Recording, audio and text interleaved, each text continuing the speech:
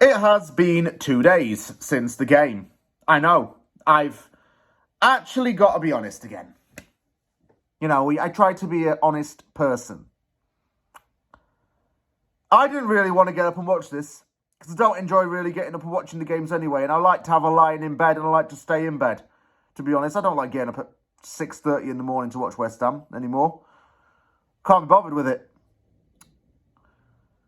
Just cannot be bothered to watch this team anymore.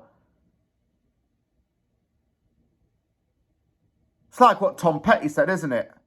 I'm gonna free fall down the league table. Gonna free fall out of Europe. Now I'm free. John Mayer version was better.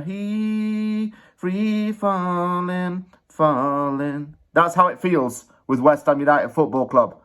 We're free falling right now, but we won't take action to deal with it. In fact, we could have taken action in January. Again, we could have taken action in January and signed some players, but we didn't. And that's why we're in this shit. And it did finish Nottingham Forest 2, West Ham United 0 at the City Ground. Forest scored both goals in each half's injury time. The team was Areola in goal, Sofal Emerson fullback, Zuma and Aged as centre-backs. Why they still got that partnership, I don't know, because they're both like bloody Laurel and Hardy. Phillips and Alvarez sit back. James Ward-Prowse as the 10, Bowen and Kudus as the wingers, and Antonio up top. We're thinking to ourselves, okay, great, Antonio's back. Didn't do much, though. Zuma still looks shaky. Aged keeps making freaking long side passes to everybody. Send him off to Saudi and send Zuma off to Saudi as well. Our best defender right now is a 35-year-old. Mavropanos is being ghosted out. Kudus shouldn't be a left winger, but he was played in that position. He looked lost. The officials, yeah. Oh, yeah, the officials were crap in the game. They gave away a lot of stuff, really. Kufal had a blood injury, but nothing was dealt with it in that. Phillips got sent off in the second half, which was silly from him. And he's actually very maturely said that he's going to take responsibility for that. And I actually praise him for his attitude and his approach towards it. He says he's not been playing very well in his last 3 games and he's going to change it. Fair on him. Please put your money where your mouth is, Calvin, and do it. West Ham had no real attacking threat, if you ask me. Not even really good in spells as well. No identity, no style. 1-0 came before half-time. Iwani, however you pronounce his name. Close range touch in line with Aged. Composed finish. Wasn't dealt with enough. But it could have been worse because Areola kept us in it. You know, he did kept keep us in that game, making some incredible freaking saves. He's been a Hammer of the Year candidate for a while now because he's kept us in games so many times. We could have been battered against a lot of these teams, especially within the last 4 weeks, but he's kept us in it. Second half wasn't that inspiring. I mean, Callum Hudson-Odoi scored in injury time as well to put the final nail in the coffin.